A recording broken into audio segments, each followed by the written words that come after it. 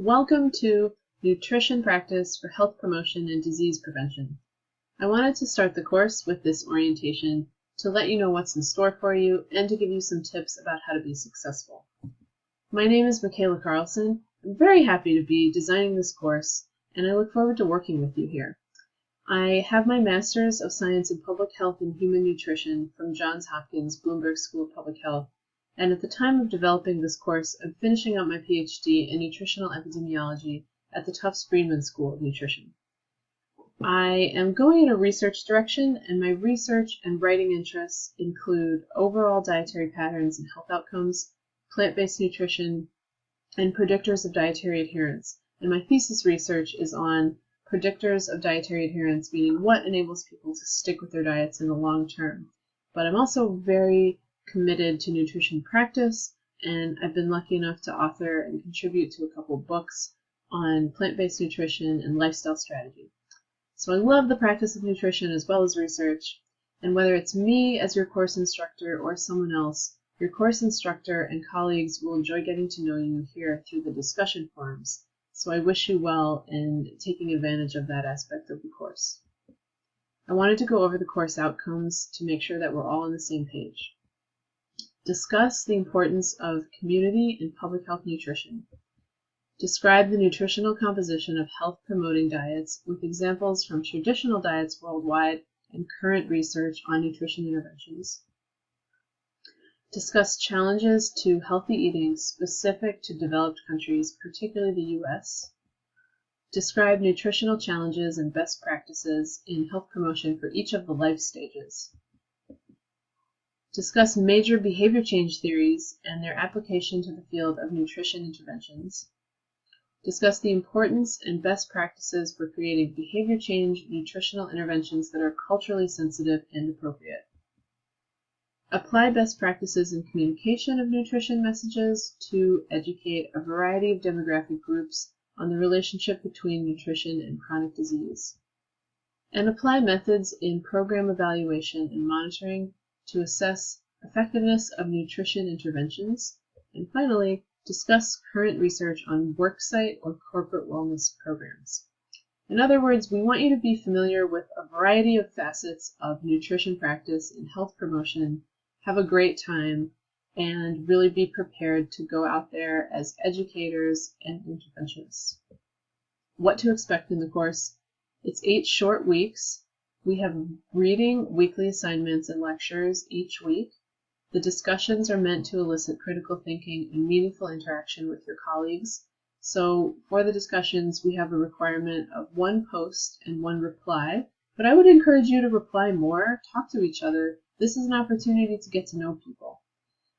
The lectures and reading really complement one another. Don't skip the reading in this context. You need the reading in order to really achieve the learning objectives. And you have 1 final project, which is designing a complete 2-hour nutrition education seminar, and the weekly assignments build towards this final project. It goes very quickly. The final project, it's going to be a lot of fun. It's been a lot of fun to develop this. And so you'll be working in the field of applied nutrition, and that requires that you know how to educate the general public with evidence-based nutritional advice. You'll learn how to plan and execute a professional nutrition education seminar for a specific target audience. And so through this project, you'll learn the fundamental skills involved in planning the seminar, and the materials you create can be used at a later point in your career. We hope. Our hope is that at the end of this course, you'll actually deliver this seminar to your target audience in collaboration with an organization that you identify. So you'll be creating educational materials, describe the effect of diet on chronic disease, formulate solutions for prevention of diet-based health problems, define and develop learning objectives, and design this interactive learning activity and plan. So it's going to be a lot of fun to see what everyone comes up with. I know that for the times that I teach the course, I'm really looking forward to that, and I think the other instructors will as well. Your textbook is a great resource. I wanted to mention this, Community Nutrition, Planning Health Promotion and Disease Prevention. This is the 2nd edition. And we're not going to be reading this cover to cover, so I just wanted to make sure you knew that. If you want to check out the other chapters we're not using, They're really full of valuable information. It's a very complete textbook, doesn't have colorful pictures, but it's really a great resource, and the approach of community nutrition is something that all nutrition interventionists should be familiar with. Successful students in this course will budget adequate time to complete all the readings and assignments, ask questions when needed, learn actively, and produce original work and uphold UNE's standards of academic integrity. Very important. Some suggestions for making learning an active process. The lectures are mostly relatively brief. The reading is essential, as I mentioned. You want to move beyond passive reading. So for both the lectures and the reading, think about how you can engage with the material, interact with it, and make it sink in more deeply. So you might want to take notes during the lecture. You might want to verbally process and summarize to your dog, maybe create an outline of the readings, share that with somebody, but you want to do something to make the material your own, because people who learn actively tend to retain the information better. Academic integrity. So the University of New England values academic integrity in all aspects of the educational experience. Academic dishonesty in any form undermines this standard and devalues the original contributions of others. So this is an excerpt from the student manual, which you can access on this website. And I'm just going to read the bullets because it's really important that we all understand what this is and you know what you're agreeing to by being in this course.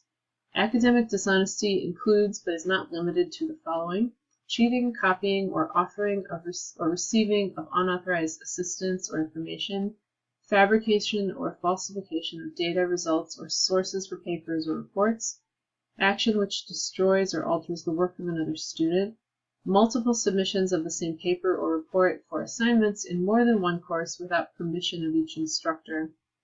So that's an important one. That's as per UNE policy. If you chose a particular topic in a previous course, you cannot reuse your work in a new course. So it's probably best to choose a different topic. And then finally, plagiarism, the appropriation of records, research materials, ideas, or the language of other persons or writers, and the submission of them as one's own. None of this is allowed. All of it will be dealt with very seriously. I hope that this never comes up in this course. Expectations for the discussion boards. Please maintain a courteous and professional tone. Authentically engage with your colleagues with substantive and thoughtful comments. Post on time. And provide outside references supporting your statements.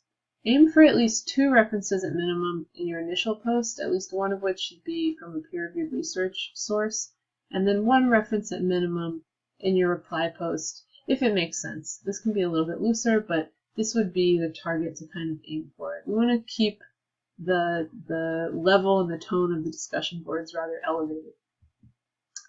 So that's all. Let's get started. I'm really excited to see you in the course. I will see you in the first lecture for week 1.